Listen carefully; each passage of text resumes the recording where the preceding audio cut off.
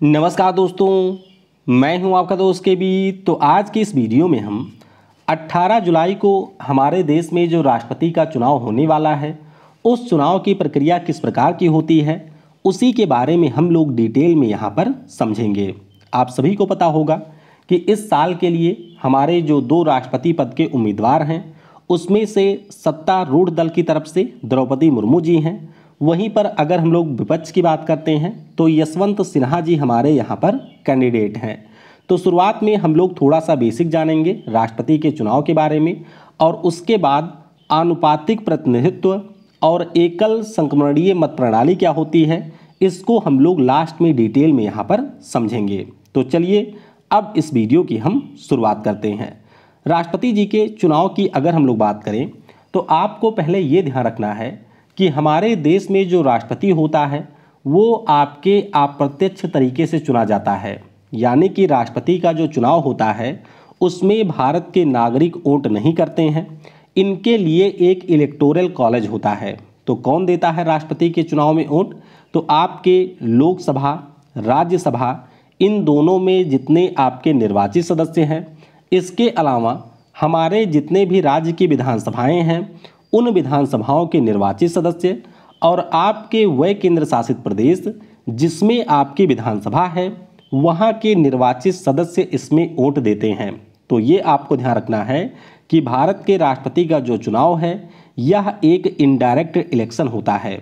और यहाँ पर आप ये भी ध्यान रखिएगा कि जो भी लोग आपके राष्ट्रपति के चुनाव में वोट देते हैं, इन सभी को मिला करके ही बनता है निर्वाचक मंडल। और ये जो निर्वाचक मंडल है, इसके बारे में हमारे संविधान के अनुच्छेद 54 में बताया गया है। तो ये आप ध्यान रखिएगा कि राष्ट्रपति के चुनाव में वोट देता कौन है। फिर बात करते हैं आर्टिकल 55 की। आपको ये ध्यान रखना है कि हमारे संविधान का जो अनुच्छेद 55 है, उसमें ये बताया गया है कि हमारे राष्ट्रपति के चुनाव की प्रक्रिया क्या होगी। और इसी आर्टिकल में ये बताया गया है कि हमारे देश का जो राष्ट्रपति है वह आनुपातिक प्रतिनिधित्व के अनुसार एकल संक्रमणीय मत प्रणाली और गुप्त मतदान के द्वारा चुना जाएगा। ये जरूर ध्यान रखिएगा कि आनुपातिक प्रतिनिधित्व है, यानी कि हमारे देश में जितने भी राज्य हैं उनको उनकी जनसंख्या के अनुपात में यहाँ पर प्रतिनिधित्व दिया गया है। और एकल संक्रमणीय मत प्रणाली क्या है, इसको अभी हम लोग आगे यहाँ पर समझेंगे। अब बात करते हैं कि अगर आप भारत के राष्ट्रपति का चुनाव लड़ना चाहते हैं तो आपके लिए यहाँ पर क्या चीज़ें करनी होंगी। देखिए, अगर कोई भी व्यक्ति भारत के राष्ट्रपति के चुनाव में उम्मीदवार बनना चाहता है तो उसको 50 व्यक्ति ऐसे चाहिए होंगे जो कि उसके उम्मीदवारी को प्रस्तावित कर सकें। अब यहाँ पर ऐसा नहीं है कि आप अपने गाँव में गए और 50 लोगों को बुला करके प्रस्तावक बना लिए। प्रस्तावक होने का सिंपल सा मतलब है कि जो भी लोग आपके राष्ट्रपति के चुनाव में वोट देते हैं, यानी कि हमारे संसद के सदस्य और राज्य विधानसभाओं के जो विधायक हैं, उनमें से 50 व्यक्ति आपके प्रस्तावक होने चाहिए। और जब ये व्यक्ति 50 लोग प्रस्तावित कर देंगे तो उसके बाद में 50 व्यक्ति ऐसे होने चाहिए जो इसको अनुमोदित करें। यानी कि टोटल जब आपको 100 लोग यहाँ पर अपना समर्थन देंगे कि आप राष्ट्रपति का उम्मीदवार बन सकते हैं, तब जा कर के आप राष्ट्रपति का उम्मीदवार बनेंगे। यहाँ पर आपको 15,000 रुपये का सिक्योरिटी डिपॉजिट भी आरबीआई में जमा करना होता है। और अगर इलेक्शन के बाद आपको कुल मत के 1/6 मत नहीं मिलते हैं तो उस स्थिति में आपकी ये जो राशि है वो जमा कर ली जाती है। ये आपको ध्यान रखना है। 50 व्यक्ति प्रस्तावक और 50 व्यक्ति अनुमोदक वाला ये जो व्यवस्था है वो 1997 से किया गया था। तो ये पॉइंट भी आपको ध्यान रखने हैं। अब आइए थोड़ा सा ये समझ लेते हैं कि यहाँ पर जो हमारा इलेक्टोरल कॉलेज है उसके मतों का मूल्य किस प्रकार से निर्धारित किया जाता है। यानी कि ऐसा नहीं है कि एमपी और एमएलए के जो मत होते हैं वो डायरेक्टली यहाँ पर काउंट होते हैं, उनके मतों का यहाँ पर मूल्य होता है। तो आइए समझते हैं कि यहाँ पर इनके मतों का मूल्य निकाला कैसे जाता है। सबसे पहले हम लोग बात करेंगे कि किसी राज्य का जो विधायक होता है उसके मत का मूल्य यहाँ पर हम लोग किस प्रकार से निकालते हैं। तो मान लीजिए हमको किसी भी राज्य के विधायक के मत का मूल्य निकालना है, तो हम क्या करेंगे, सबसे पहले उस राज्य की टोटल पॉपुलेशन लेंगे। अब सवाल ये उठता है कि कौन सी वाली जनसंख्या लेंगे। तो आपको ये ध्यान रखना है कि राष्ट्रपति के चुनाव में 1971 की जो हमारी जनगणना है, उस जनगणना में जो आपके राज्यों की जनसंख्या थी, उसी जनसंख्या को यहाँ पर लिया जाता है। तो एक विधायक के मत का मूल्य अगर हमें किसी राज्य का निकालना है तो उस राज्य की हम लोग कुल जनसंख्या लेंगे, उसमें डिवाइड करेंगे उस राज्य के कुल विधायकों की संख्या से और 1000 से। अब आइए इसको एग्जाम्पल से समझते हैं। चलिए उत्तर प्रदेश राज्य में जो हमारे एमएलए हैं उनके मतों का मूल्य आइए निकालते हैं। तो इसके लिए क्या करेंगे, 1971 में जो हमारे उत्तर प्रदेश राज्य की जनसंख्या थी, उसमें से उत्तर प्रदेश राज्य में जो कुल विधायकों की संख्या 403 है, मल्टीप्लाइड बाई 1000 से हम लोग करेंगे डिवाइड। तो यहाँ पर उत्तर क्या आया, उत्तर आ गया है 208। यानी कि उत्तर प्रदेश में जो हमारा एक विधायक है, राष्ट्रपति के चुनाव में उसके मत का जो मूल्य है वो आपका 208 है। कितना है, 208 है। इसी प्रकार से उत्तर प्रदेश के अगर हम लोग कुल विधायकों के मतों का मूल्य निकालें तो इसी में हम लोग मल्टीप्लाई कर देंगे 403 से और आपकी वैल्यू आ जाएगी 83,824। यानी कि राष्ट्रपति के चुनाव में उत्तर प्रदेश राज्य के जो भी यहाँ पर एमएलए हैं उनके कुल मतों की वैल्यू है 83,824। तो आपको ये ध्यान रखना है कि राष्ट्रपति के चुनाव में सबसे ज़्यादा जो मूल्यवान विधायक हैं वो आपके उत्तर प्रदेश के हैं और सबसे सस्ते विधायकों की बात करें तो वो आपके सिक्किम के हैं। सिक्किम में एक विधायक के मत का मूल्य सिर्फ 7 है। तो आप देख सकते हैं कि जिस भी राज्य की जनसंख्या ज़्यादा है उसके पास में ज़्यादा पावर है यहाँ पर राष्ट्रपति को चुनने की। तो ये हमने क्या निकाल लिया, ये हमने निकाल लिया है राज्य के विधायकों का मूल्य। अब इसी प्रकार से जो हमारे देश के टोटल सांसद हैं उनके मतों का मूल्य भी हम लोग निकालते हैं।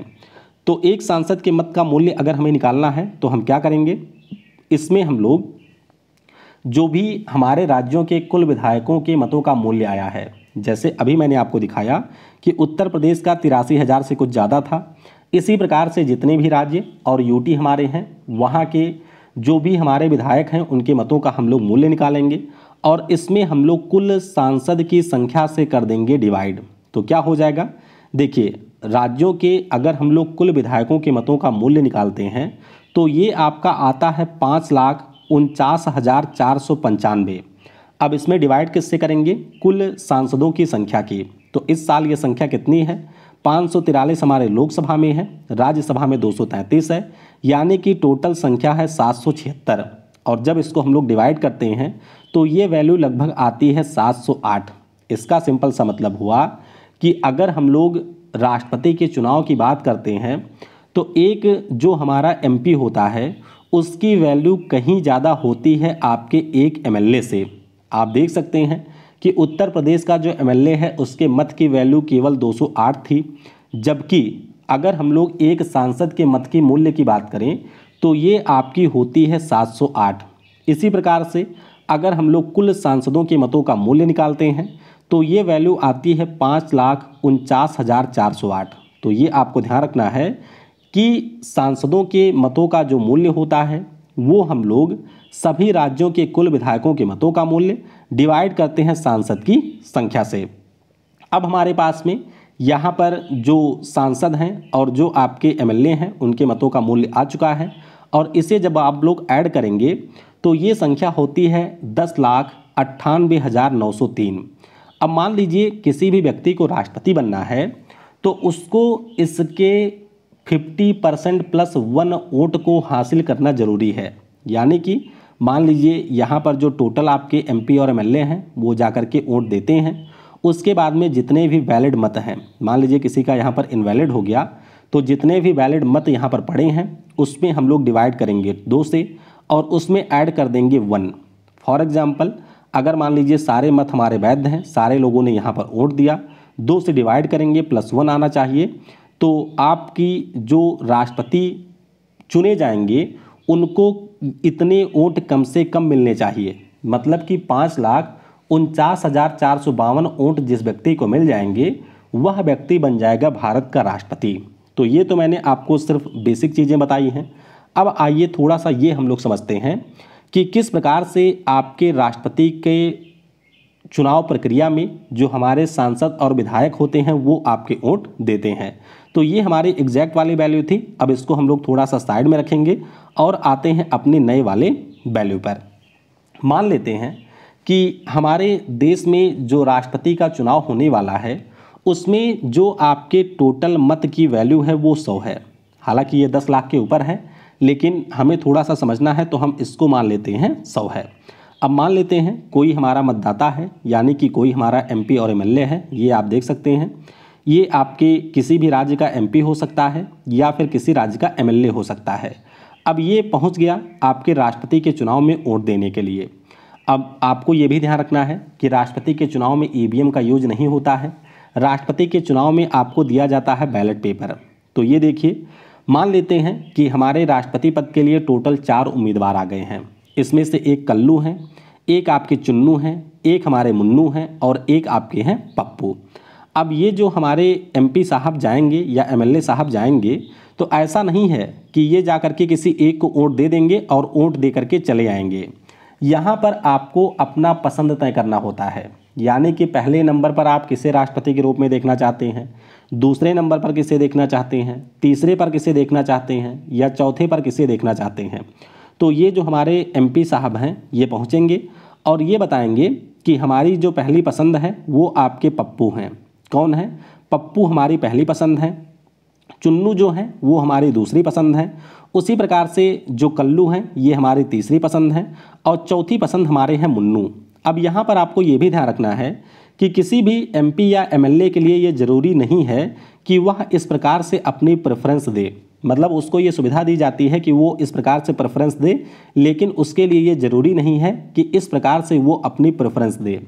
इसका सिंपल सा मतलब है कि आपको ये ध्यान रखना है कि किसी एक व्यक्ति को यहाँ पर एमपी और एमएलए अपना वोट नहीं देता है, वो अपनी पसंद के आधार पर यहाँ पर जो कैंडिडेट होते हैं उनको देता है वरीयता क्रम। अब मान लेते हैं कि सारे जो एमपी और एमएलए हैं उन्होंने जाकर के वोट कर दिया है और अब आपकी यहाँ पर गणना शुरू हो गई है। तो पहले फेज़ में जब हमारी गणना की जाती है, मान लीजिए पहली बार आपकी गणना की गई तो ये देखा गया कि जो हमारे कल्लू भाई साहब हैं इनको 100 में से टोटल 40 लोग ऐसे हैं जिन्होंने अपनी पहली प्रेफरेंस पर चुना है। मतलब कि जो यहाँ पर आप देख रहे हैं कि पप्पू को यहाँ पर इसने अपना पहला प्रेफरेंस दिया था, तो इसी प्रकार से पहले चरण में ये काउंट किया जाएगा कि जो भी हमारे यहाँ पर कैंडिडेट हैं उनको कितने लोग ऐसे हैं जिन्होंने अपनी पहली पसंद के रूप में चुना है। तो मान लेते हैं 40 लोग ऐसे थे जिन्होंने कल्लू को बताया कि ये हमारी पहली पसंद है, 30 लोग आपके ऐसे थे जिन्होंने कहा कि चुन्नू मेरी पहली पसंद है, 20 लोग ऐसे हैं जिन्होंने ये कहा कि मुन्नू हमारी पहली पसंद है और 10 लोग ऐसे हैं जिन्होंने ये कहा कि पप्पू हमारी पहली पसंद है। अब यहाँ पर आप देखिए, अगर किसी भी व्यक्ति को 100 में से आपके चुनाव जीतना था तो उसको कम से कम चाहिए थे 51 मत, लेकिन आप देख रहे होंगे कि यहाँ पर किसी के भी 51 मत नहीं हुए हैं। उस स्थिति में क्या किया जाता है कि जिस भी व्यक्ति को सबसे कम मत मिला होता है उस व्यक्ति को इस दौड़ से कर दिया जाता है बाहर। अब ये बाहर तो हो गया, लेकिन इसके जो वोट हैं वो अभी भी बचे रहेंगे। तो यहाँ पर 10 लोग हमारे ऐसे थे जिन्होंने पप्पू को अपनी पहली पसंद बताया था। अब जाहिर सी बात है कि इन 10 लोगों में से आपके ऐसे भी लोग होंगे जिन्होंने बाकी लोगों को अपनी पहली, दूसरी या तीसरी पसंद बताया होगा। तो अब ये देखा जाएगा कि जिन 10 लोगों ने आपके पप्पू को अपनी पहली पसंद बताया था उन 10 लोगों ने दूसरी पसंद पर किसे चुना है। ठीक है, उन 10 लोगों ने अपनी दूसरी पसंद पर किसे चुना है। अब हम लोग इसे यहाँ पर देखेंगे। अब मान लेते हैं कि जब हम लोग इन 10 लोगों के दूसरी पसंद को चेक करते हैं तो हमें ये पता चलता है कि इन 10 लोगों की जो दूसरी पसंद है उसमें से 4 लोगों की दूसरी पसंद कल्लू हैं, 3 लोग ऐसे हैं जिनकी दूसरी पसंद चुन्नू हैं और 3 लोग ऐसे हैं जिनकी दूसरी पसंद है मुन्नू। अब यहाँ पर क्या होगा, यहाँ पर भी आप देख सकते हैं कि जो हमारे मत हैं इनको फिर हम लोग ऐड कर देंगे। तो 40 इनके पहले थे, अब 44 हो गए, इनके आपके 30 से 33 हो गए और मुन्नू के 20 से हो गए हैं 23। यानी कि जो भी जादुई आंकड़ा अभी हमें प्राप्त करना था 51 का, वो हम लोग यहाँ पर प्राप्त नहीं कर पाए हैं। अब इस स्थिति में क्या होगा कि फिर जो आपका सबसे कम मत प्राप्त व्यक्ति होगा उसको बाहर किया जाएगा। यानी कि अब हम लोग यहाँ पर मुन्नू को कर देंगे बाहर। किसे करेंगे? मुन्नू को हम लोग बाहर कर देंगे। और मुन्नू के ये जो 23 वोट हैं, इनमें से हम लोग अब ये देखेंगे कि मुन्नू के इन 23 वोटों में से कितने लोगों ने कल्लू या चुन्नू को अपनी दूसरी प्रेफरेंस पर चुना है। किस पर? दूसरी प्रेफरेंस पर चुना है। तो देखिए, ये जो 20 लोग हैं इनकी दूसरी प्रेफरेंस हम लोग देखेंगे, और ये जो आपके 3 लोग हैं इनकी हम लोग देखेंगे तीसरी प्रेफरेंस। रीजन क्या है? क्योंकि दूसरी प्रेफरेंस तो इनकी हम लोग पहले ही देख चुके हैं। समझ गए ना? तो यहाँ पर अब लोग हम आते हैं। अब मान लीजिए ये जो आपके 23 लोग थे, 23 में से 12 ऐसे हैं जिन्होंने कल्लू को अपना दूसरा प्रेफरेंस चुना है, और 13 लोग आपके ऐसे थे जिन्होंने चुना था चुन्नू को। अब फिर हम लोग यहाँ पर काउंटिंग करेंगे तो पता चलता है कि कल्लू साहब को हमारे 56 वोट मिल चुके हैं और चुन्नू साहब को यहाँ पर मिले हैं 46 वोट। तो इस प्रकार से आपको ये पता चलता है, सॉरी यहाँ पर गलत हो गया, 23 था, तो मान लीजिए इनको मिला है 11। तो इस प्रकार से ये टोटल वोट हो जाएंगे 44। तो अब आप लोग देख सकते हैं कि जो जादुई आंकड़ा था वो कल्लू भाई साहब प्राप्त कर चुके हैं, और इस प्रकार से कल्लू जो हमारे हैं वो नए राष्ट्रपति देश के बन जाएंगे। अब यहाँ पर आप लोग देख रहे होंगे कि इसे एकल संक्रमणीय मत प्रणाली कहा क्यों जाता है। वह इसलिए कहा जाता है क्योंकि जो आपका मत यहाँ पर दिया जाता है वो धीरे धीरे ट्रांसफ़र होता रहता है। यानी कि ऐसा नहीं है कि जिस भी कैंडिडेट को सबसे कम मत मिले थे उसके सारे वोट बेकार हो जाएंगे, उसके दूसरे प्रेफरेंस को भी यहाँ पर काउंट किया जाता है। तो इसीलिए इसका नाम होता है एकल संक्रमणीय मत प्रणाली। यानी कि उसका जो मत है वो आखिरी तक आपका काउंट होगा। जैसे यहाँ पर आप लोग ऐड करेंगे तो 56 + 44 ये टोटल ऐड होकर के होंगे 100, और हमारे पास 100 ही मत थे। यानी कि आखिरी तक आपको उस वोट का जो मूल्य है वो आपको यहाँ पर देखने को मिलेगा। तो मैंने कोशिश की कि आपको सिंपल शब्दों में ये बताया जाए कि जो हमारे वोट की प्रक्रिया है वो किस प्रकार से चलती है। मान लीजिए आपके और कैंडिडेट यहाँ पर हैं, तो इसी प्रकार से हम लोग तब तक काउंटिंग करते जाएंगे जब तक कि किसी एक व्यक्ति को 50+1 वोट नहीं मिल जाते हैं। और यहाँ पर ये होता है आपके काउंटिंग का तरीका। तो पहले फेज की जो हमारी काउंटिंग होती है जनरली उसी में आपका जो राष्ट्रपति है वो चुन लिया जाता है, क्योंकि सामान्य तौर पर 2 ही उम्मीदवार होते हैं। चलिए आप लोग मुझे कमेंट में ये बताइएगा कि हमारे भारत के इतिहास में एक ही बार ऐसा हुआ है कि जब किसी राष्ट्रपति के चुनाव में सेकंड फेज की गणना की गई हो, तो वो हमारे राष्ट्रपति कौन हैं, उनका नाम आप लोग कमेंट में बताइएगा। इसमें अगर आपको कुछ समझ में नहीं आया है तो वो भी चीज़ आप नीचे कमेंट में लिख सकते हैं। तो वीडियो को समय देने के लिए आपको बहुत बहुत धन्यवाद। Thanks for watching. जय हिंद, जय भारत, और सबसे ज़रूरी, पढ़ेगा भारत तो बढ़ेगा भारत।